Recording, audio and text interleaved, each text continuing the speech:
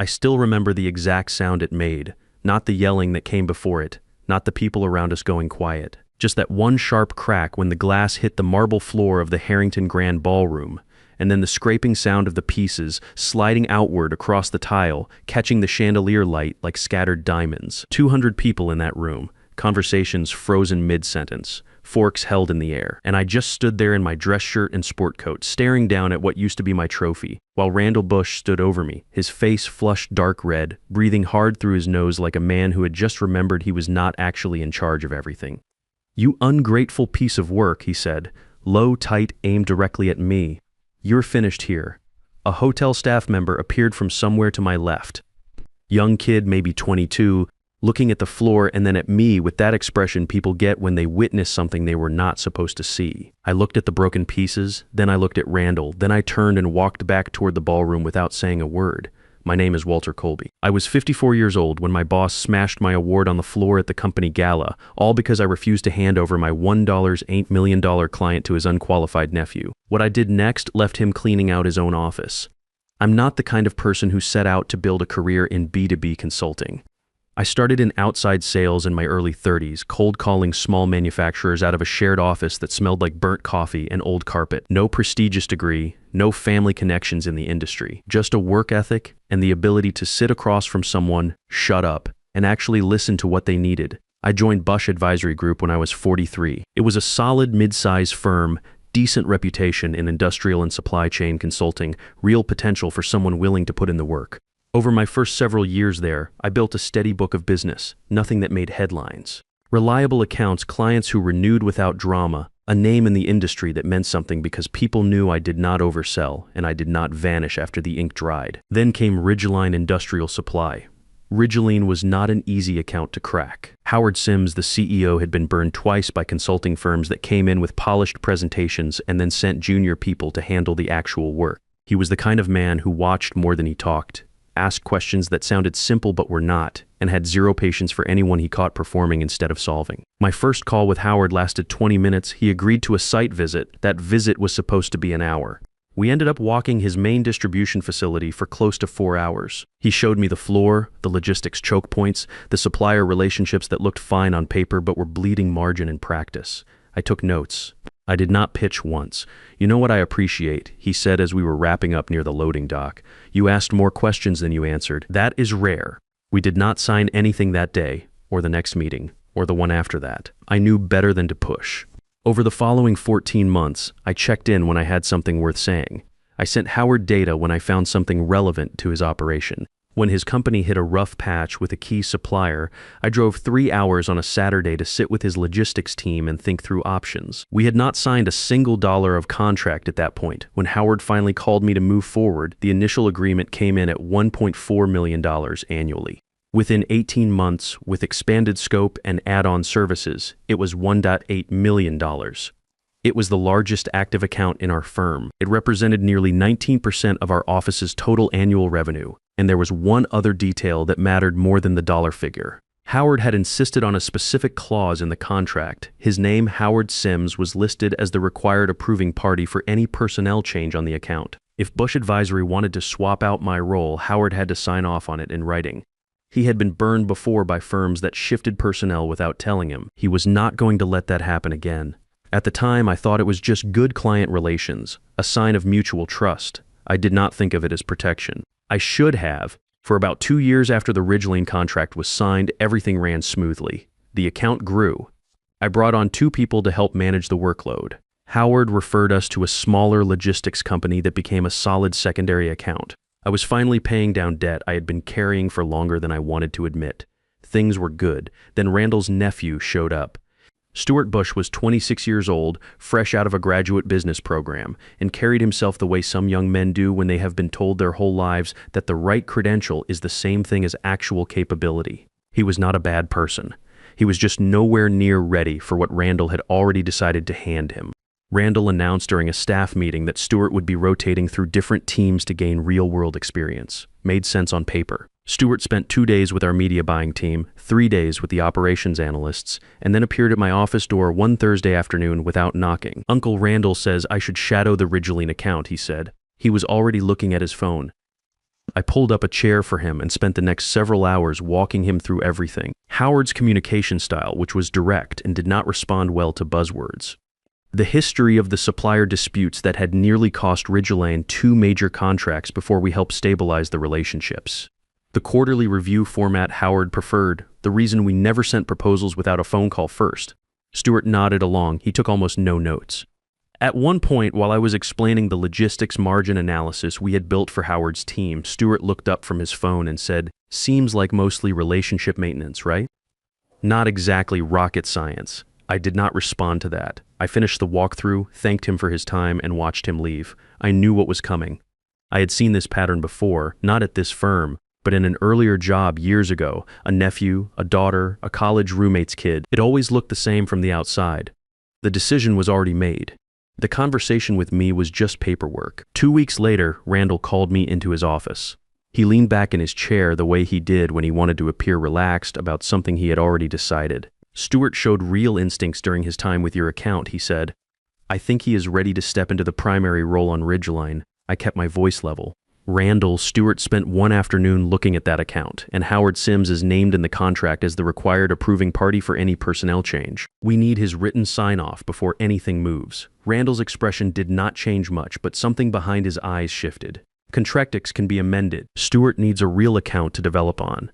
This frees you up to focus on new business development." "I'm not looking to be freed up," I said.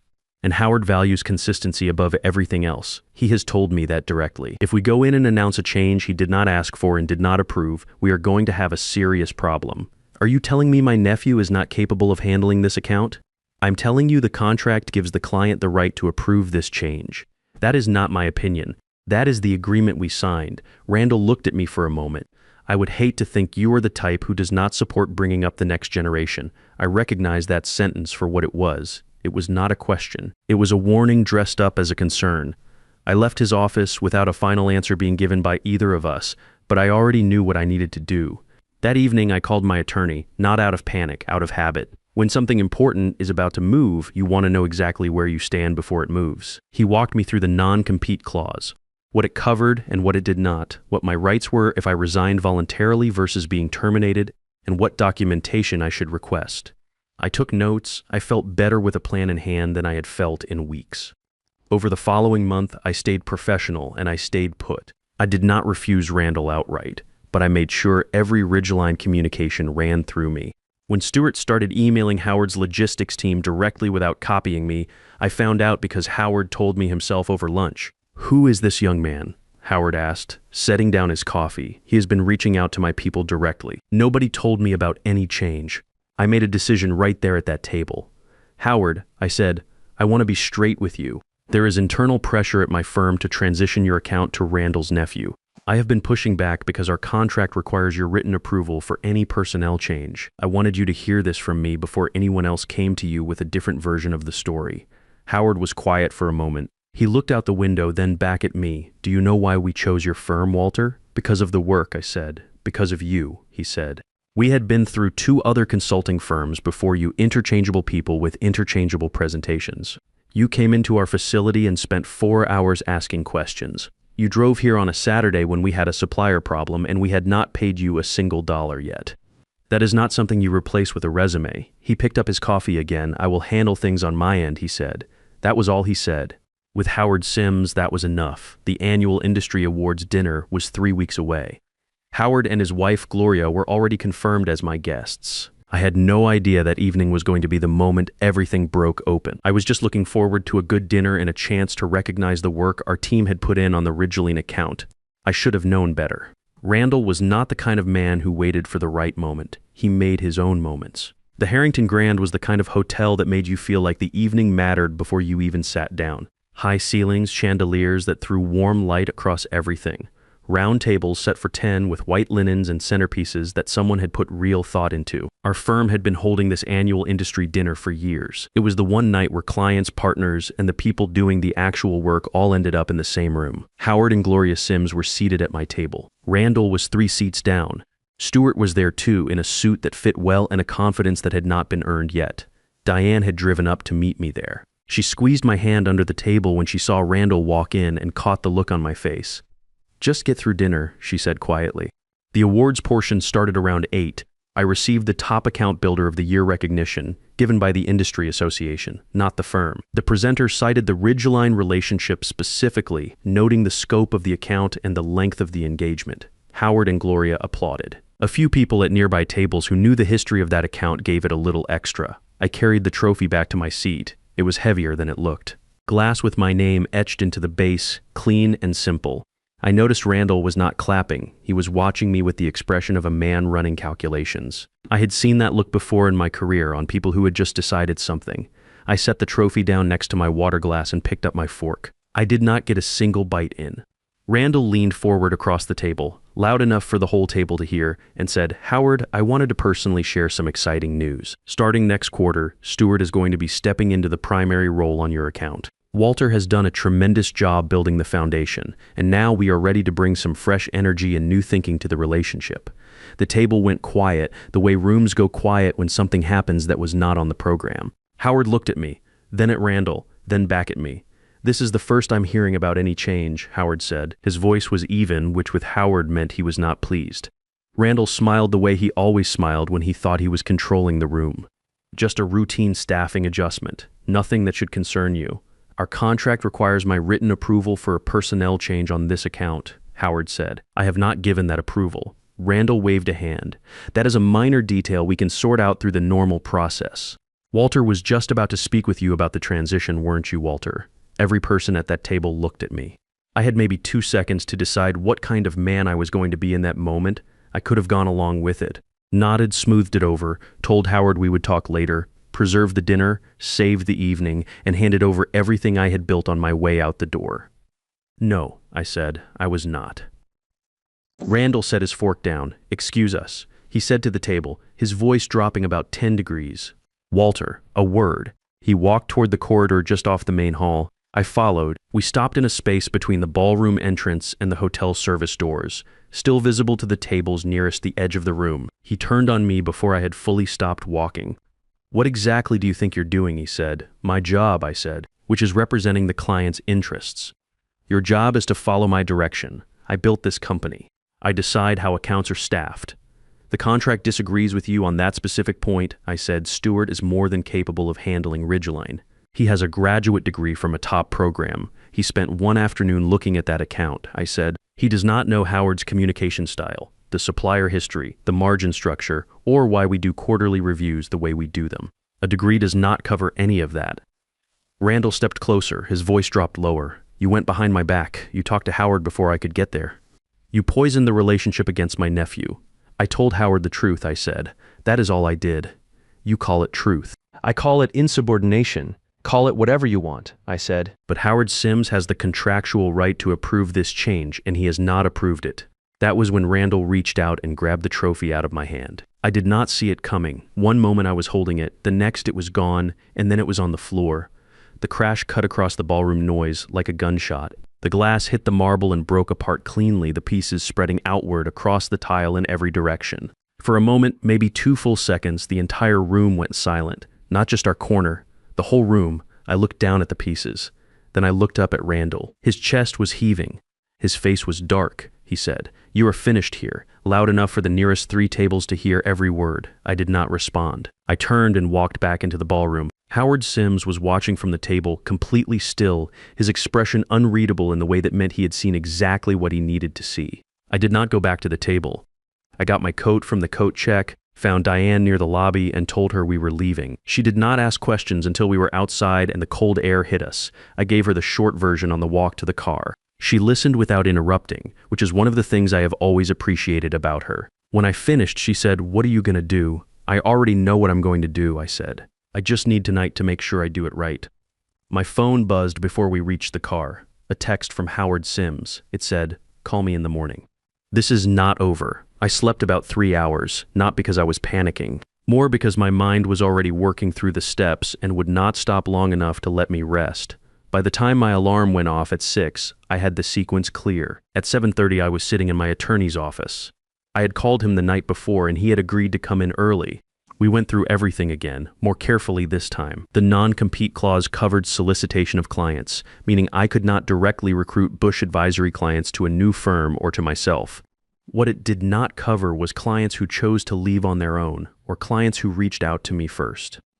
That distinction mattered. We also confirmed that if I resigned voluntarily and requested proper documentation, there would be no grounds for a termination claim that could complicate future employment. I needed a clean exit on paper. By 9, I was walking into Bush Advisory, heads turned as I came through the main floor. Word had already moved through the office. That is how it always works in a place like that. Someone's assistant was at the dinner. Someone's assistant told someone else. By morning, people knew something had happened even if they did not know the details. I went to my office, sat down, and waited. At 10, Randall's assistant came to my door. Her eyes were sympathetic in that way people's eyes get when they feel bad about a message they did not write. "He wants to see you," she said. Stuart was already in the visitor chair when I walked in, which told me everything about how Randall had framed this in his own mind. A tribunal, a formality before the paperwork. Randall let me stand there for a moment before he spoke. "Your behavior last night was unprofessional and damaging to this firm," he said. "You embarrassed us in front of a major client and undermined a legitimate staffing decision. I did not respond to any of that. That said," he continued, shifting slightly in his chair, "I'm prepared to be reasonable. 2-week severance. You sign a non-disparagement agreement and an NDA. We part ways without any further issue." I let the offer sit in the air for a second. "Counter offer," I said. "I resign effective today. I do not need severance. What I need is written documentation that I am leaving voluntarily with no termination on my record and no cause noted." Randall looked at me the way people look at someone who has said something unexpected. "A little suspicious, a little off balance. Why would you want that?" he said. "Because I plan to keep working in this industry," I said, "and I want my record to reflect what actually happened, which is that I chose to leave." He thought about it for about 5 seconds, then he agreed. He seemed almost relieved, which told me he had not thought through what he was actually agreeing to. While HR prepared the paperwork, I went back to my office and sent 9 emails from my personal account, not my Bush Advisory address. My personal one, which I had used for years to stay in touch with people I had met at industry conferences and client dinners. The emails were short. I told each person that I was leaving the firm, thanked them for the professional relationship, and included my personal cell number in case they ever wanted to stay in touch. That was all. No pitch, no ask, nothing that touched the non-compete. I signed the resignation papers at 11:30. By noon, I had cleared out my desk, said goodbye to 3 colleagues I actually liked, and walked out the front door for the last time. Before I reached the parking garage, my phone was already ringing. First call came in at 12:14, then another at 12:40. By 3 in the afternoon, 6 of the 9 people I had emailed had called or texted back. Most said some version of the same thing. They had heard something happened. They wanted to know if I was all right and where I was landing. I took the calls from my car, parked in a garage 2 blocks from the office. Howard Sims called at 4:15. "It is done," I told him. "I am officially out." "I know," he said. "I have been on the phone with our legal team since this morning." He paused for just a moment. "We are invoking the key personnel clause. Randall never obtained my written approval for a personnel change. The contract is clear. Bush Advisory's agreement with Ridgeline is terminated effective immediately." I did not say anything for a second. I just sat with that. "Walter," Howard said, "we have been discussing internally for some time whether to bring our strategic consulting work in-house. We kept waiting because we needed the right person to build it around. I think we have been waiting for this moment without quite knowing it." He named a title, Director of Strategic Operations, and then he named a number. The number was 48% above what I had been making at Bush Advisory. "There is also a performance component tied to the expansion project we are launching on the west side," he said. "We would want you to start as soon as possible given the transition." I looked out through the windshield at the concrete wall of the parking garage. 11 years of early mornings and Saturday calls and driving 3 hours because a client needed someone in the room. And it had come to this garage, this phone call, this number. "I accept," I said. 3 days after that phone call, I was sitting across from Howard in his office, signing my employment contract. His assistant knocked on the door just as I finished the last page. "Mr. Sims, Mr. Bush is on line 1. He says it is urgent." Howard looked at me. "Would you like to step out?" "I would actually prefer to stay," I said. Howard nodded and put the call on speaker. Howard Randall's voice came through with the forced warmth of a man who had just looked at his numbers. "I wanted to reach out personally about this termination notice. I think there may be some miscommunication we can clear up." "There's no miscommunication, Randall," Howard said. "Your firm no longer employs the individual named in our contract. We are exercising our rights under the key personnel clause. We can easily amend the contract. Stuart is fully prepared to step into the role, and I think if you give him a chance, you will find that he brings a level of strategic thinking that will not be necessary," Howard said. We have decided to bring our consulting work in-house. A pause. In-house, Randall repeated. His voice had changed. The warmth was gone. Howard, we have built a strong working relationship over 3 years. One personnel adjustment does not need to affect all of that. You're right that we built something over 3 years, Howard said. Walter built it, and the way you handled the situation at the dinner in front of my wife, in front of your own staff, that is not how we do business with our partners. The termination stands. You will receive the formal paperwork today. Randall tried once more. Howard ended the call with the same quiet finality he used for everything that was settled and not worth revisiting. He set the phone down and looked at me. Nearly $1.8 million a year, he said, gone because he could not help himself at a dinner table. I did not say anything to that. There was nothing to add. What followed over the next several months was not something I engineered. I want to be clear about that. I did not run a campaign against Randall or Bush Advisory. I did not call anyone and tell them what had happened. I just went to work. But within 12 months of my resignation, 4 of the 9 people I had emailed on the day I left had quietly found reasons to end their contracts with Bush Advisory. None of them came to me directly. That would have been a non-compete issue, and I was not interested in creating one. They found other consultants, other firms, other arrangements. The industry is not as large as it looks from the outside. Word moves. The story of what happened at the Harrington Grand did not circulate as gossip. It moved the way cautionary information moves in a professional community, shared quietly between people who respected the facts and drew their own conclusions. I heard later from a former colleague that the phrase going around was simply, remember what happened with the Ridgeline account. Bush Advisory lost close to 26% of its annual revenue over that 12-month period. The partners pushed Randall into a reduced role. Stewart stayed on but managed nothing of real consequence. Randall eventually left and started a smaller boutique firm, but his reputation in the sector had taken damage that a new business card could not fix. 9 months after the gala, I was invited to speak at the Regional Industry Conference on Client Retention Strategy. I put together a straightforward presentation. The principles that had actually worked for me over more than a decade. Nothing dramatic, no story about a broken trophy or a fired consultant. Randall was in the audience. I did not acknowledge him. I did not reference him. I gave my talk, answered questions, and had dinner afterward with Howard and 3 other people from Ridgeline's leadership team. Randall did not come up to speak to me. He was the first one out of the room when the session ended. 18 months after I joined Ridgeline, Howard called me into his office on a Tuesday afternoon with no agenda on the calendar. On his desk was a small box. Inside was a glass award, heavier and cleaner than the first one, etched with my name and the words, Director of Strategic Operations, for integrity under pressure. Last time someone threw one of these, Howard said, they lost a $1.8 million account the next morning. It was the first time I had laughed about any of it. I still think about that night sometimes, the sound of the glass hitting the marble, the silence that followed. Standing there while a 22-year-old kid swept up the pieces and looked at me like he was sorry for something that was not his fault. Randall threw that trophy because he thought it was a symbol of something he could take away from me. He did not understand that the trophy was never the point. The work was the point. The trust was the point. The 14 months of showing up before there was a contract. The Saturday drives, the 4-hour facility walkthrough. You cannot smash any of that on a marble floor. People who do not build things never understand that. They think value lives in the title, the office, the award on the shelf. Take those away and they expect you to have nothing left. What they do not account for is that the people who actually built something carry it with them when they walk out the door. Randall found that out the hard way. If you're watching this and you're in a position where someone is trying to claim credit for what you built, trying to move you out of your own work, or telling you that your value belongs to them, I want to say something directly to you. Document everything. Know your contract.